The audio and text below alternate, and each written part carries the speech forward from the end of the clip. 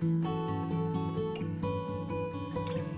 I want to welcome everybody here to the Thorla-McKee Park near Caldwell, Ohio. This is Caboose 33. Today's work session from the Friends of the Ohio River and Western Railway Historical Society has just concluded. Managed to put a new ledger board on the south side of the caboose, new numbers, replace the old ones, and do some cleanup as well as a few mullions on the windows as an experiment to see how close to the original caboose design we can get. I want to thank everybody for tuning in here today.